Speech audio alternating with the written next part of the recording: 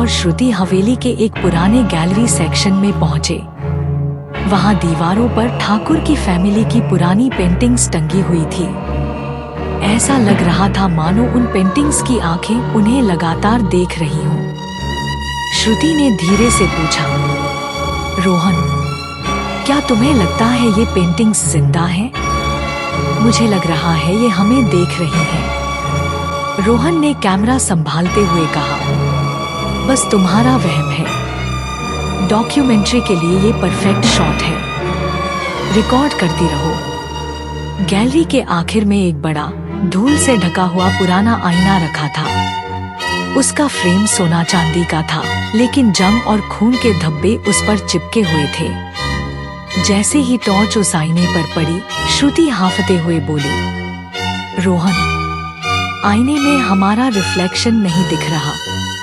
Camera record करता है कि आईने में रोहन और श्रुति की जगह ठाकुर की फैमिली के सड़ेगले चेहरे दिख रहे हैं। उनके चेहरे फटे हुए, आंखें खाली और होंठ हिल रहे थे जैसे कुछ कहना चाहते हो।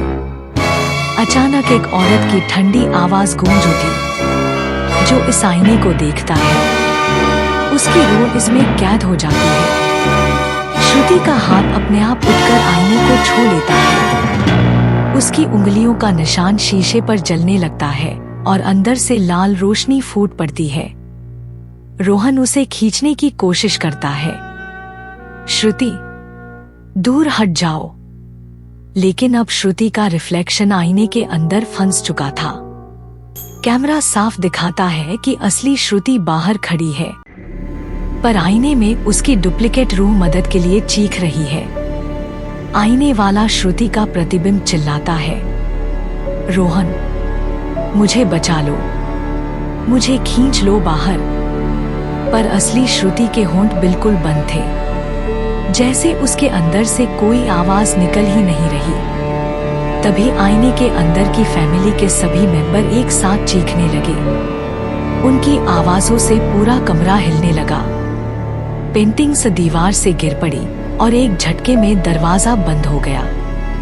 रोहन घबरा गया। कैमरा तेजी से हिलने लगा। हर तरफ सिर्फ आवाजें ही आवाजें, बच्चों की रोने की आवाजें, औरतों की चीखें और ठाकुर की गरजती हुई आवाज। तुम सब हमारे साथ इस आईने में हमेशा के लिए बंद हो जाओगे।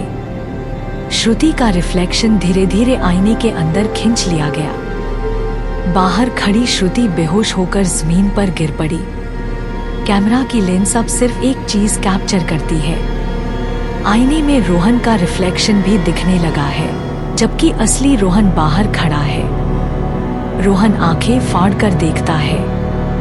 ये कैसे मुमकिन है? आईने वाला रोहन धीरे से बोलता है, अब तुम्हारी बारी है। आईने की सतह पानी की तरह हिलने लगती है और एक लाल हाथ बाहर निकलकर रोहन की गर्दन पकड़ लेता है। कैमरा का फ्रेम हिलता है, जूम धुंधला होता है और आखिरी दृश्य कैप्चर करता है। आईने में रोहन और श्रुति की दोनों रूहें घूर रही हैं और बाहर सिर्फ एक खाली अंधेरा कमरा बचा है। एक लड़की की हल्की हंसी सुनाई देती है, जो धीरे धीरे एक खतरनाक चीख में बदल जाती है।